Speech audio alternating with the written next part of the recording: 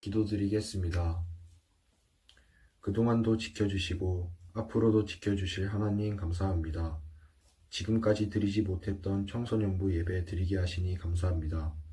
예배에 참석하지 못한 동안 하나님 앞에 잘못된 일을 행했다면 이 시간 하나님 앞에 고백하오니 우리의 죄를 용서하시고 이제부터는 하나님의 뜻대로 살아갈 수 있도록 도와주세요.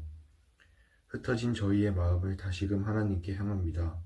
코로나로 인해 집에서 머무는 청소년부에게 TV, 게임, 각종 유혹으로부터 절제하는 힘 주시고 자신의 위치에서 해야 할 일을 최선을 다하여 행할 수 있도록 힘 주세요.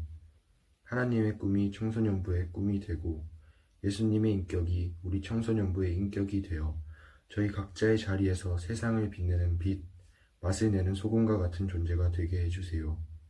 오늘 이 예배로 전해지는 말씀에 저희의 귀를 열어주시고 말씀에 집중하도록 도와주세요. 또한 그 말씀이 우리의 삶 가운데 적용되게 해주세요. 우리를 구원하신 예수님의 이름으로 기도드립니다. 아멘. 자, 흥해교회 청소년부 학생 여러분, 그동안 평안하셨어요? 네, 코로나19로 인해서 모든 사회생활이 정지되고 정말 처음 겪는 대한민국이 펼쳐지고 있음을 느낍니다. 코로나19로 인해서 우리가 함께 모여서 예배하지 못하고 지낸 지가 벌써 50일이 다 되어 가는데요.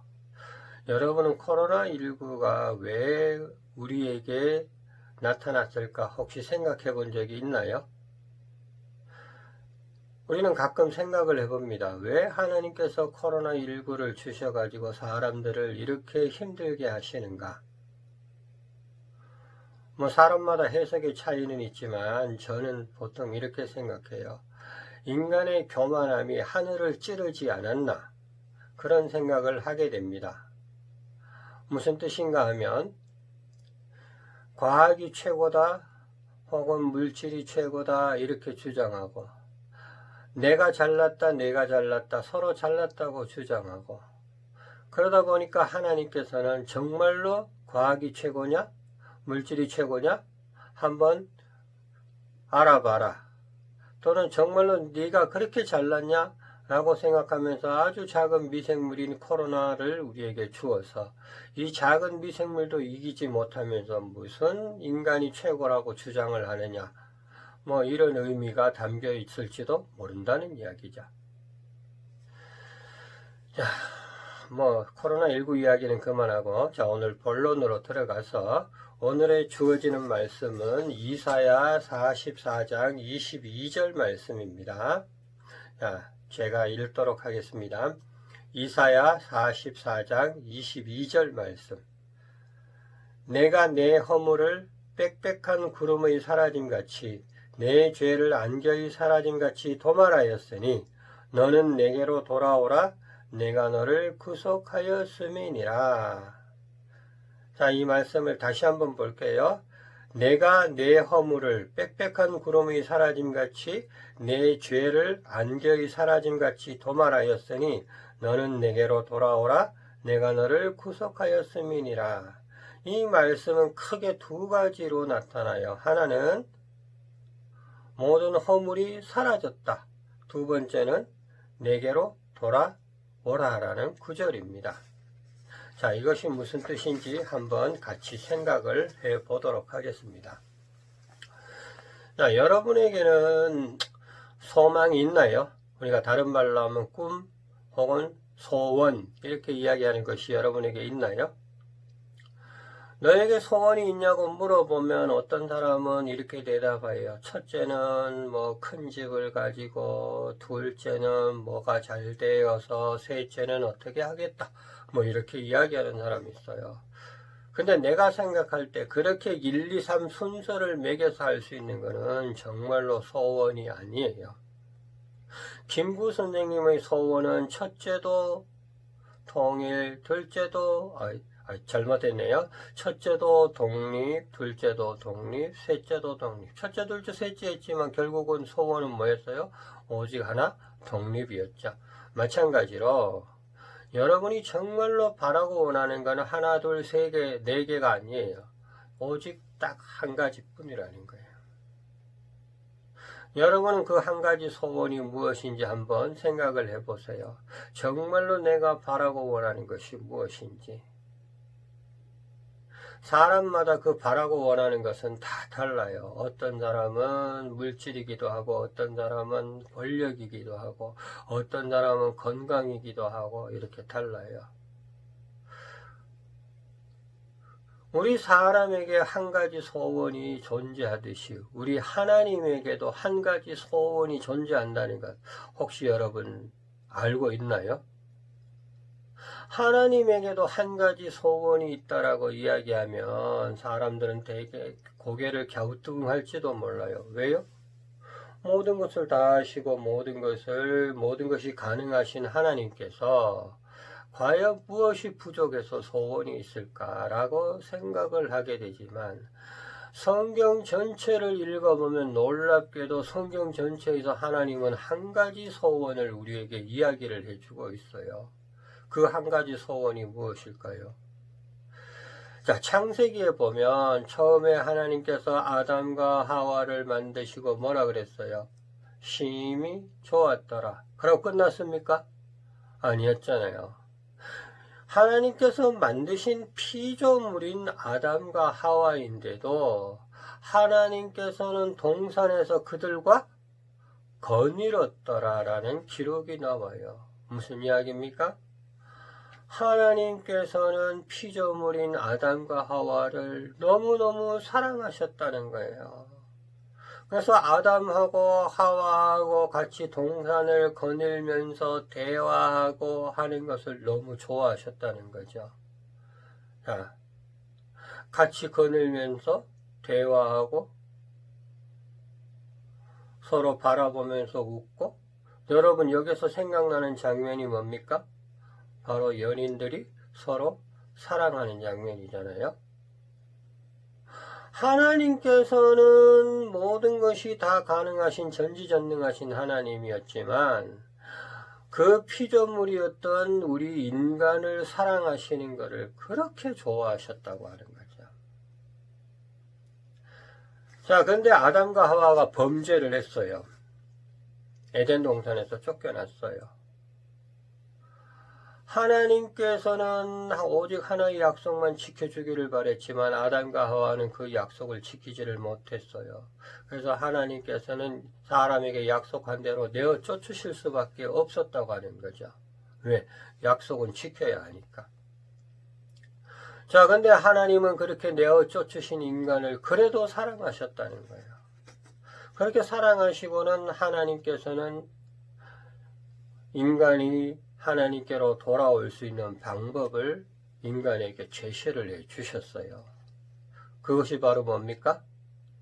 예배라고 하는 것을 통해서 사람이 하나님께 돌아올 수 있는 방법을 알려주셨어요. 자, 처음에 하나님이 알려주신 방법은 뭐였어요? 바로 양의 잡고 그 양의 피로서 그 양에게 죄를 얹음으로 해서 그 양을 통해서 죄 사함을 받고 그리고 지성소에 들어와서 하나님을 만날 수 있도록 그렇게 했어요. 근데 여기에서 사람들은 그 예배의 행위에만 너무 집중하느라고 하나님이 원래 가르쳐 주신 뜻을 잊어버렸다고 하는 거죠.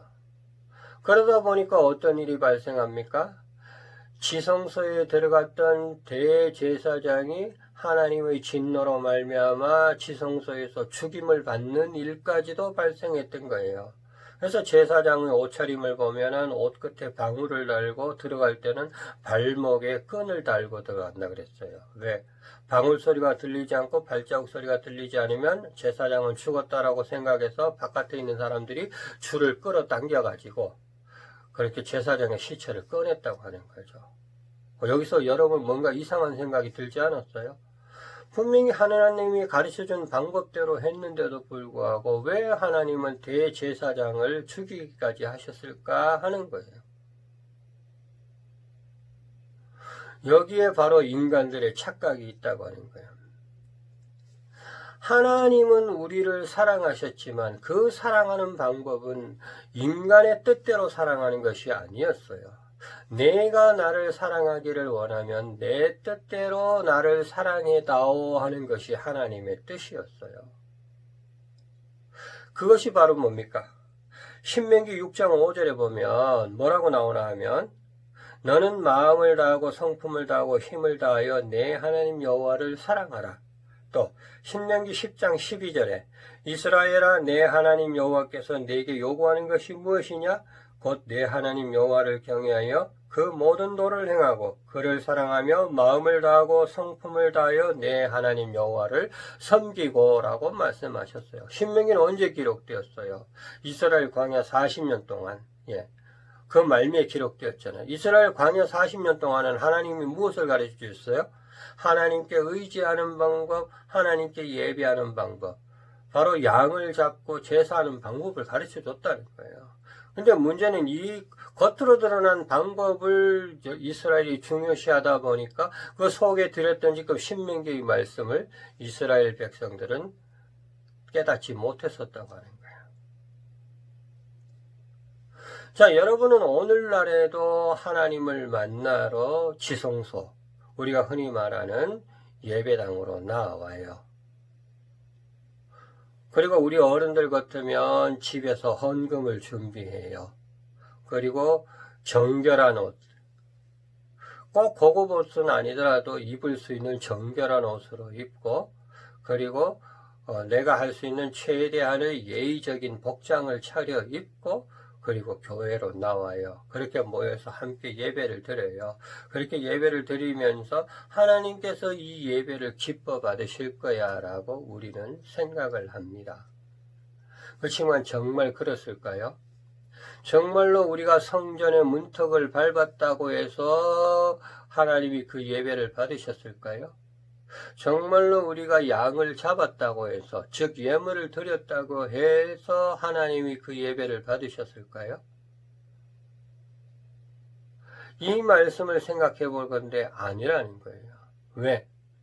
하나님을 만나는 것은 내 방법이 아니에요. 누구 방법입니까? 하나님의 방법입니다. 하나님이 원하시는 방법대로 하지 않으면 하나님께서는 아무리 우리를 만나고 싶은 것이 오직 하나의 소원이라고 할지라도 아무렇게나 만나주시지 않는다는 거예요.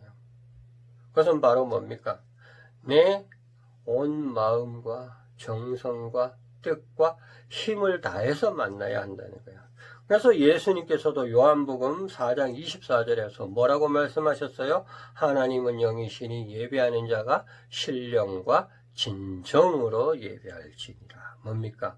나의 정신과 나의 마음을 다해서 하나님을 만나야 한다는 것입니다. 그러지 않으면 하나님께서 원하시는 방법대로 우리가 예배하지 않으면 아무리 우리를 사랑하고 만나고 싶은 하나님이시라 할지라도 우리를 만나주시지 않는다는 거예요. 그럼 결국 뭐냐? 무의미한 교회 생활이 될 수밖에 없다고 하는 거죠. 그냥 단순한 친목단체, 사교단체로밖에 전락할 수밖에 없는 교회가 된다고 하는 거예요. 우리가 교회를 다니고 하나님을 믿는다는 것은 우리가 친목단체를 결성해서 우리가 무언가 즐거움을 얻기 위한 것은 아닙니다. 우리가 하나님을 예배하고 그로 말미암아 하나님께서 우리를 만나주시고 그리로 말미암아 우리는 구원을 얻고 그로 말미암아 우리는 죽음을 이겨내고 영원한 하늘에서 하나님과 동행할 수가 있다고 하는 겁니다.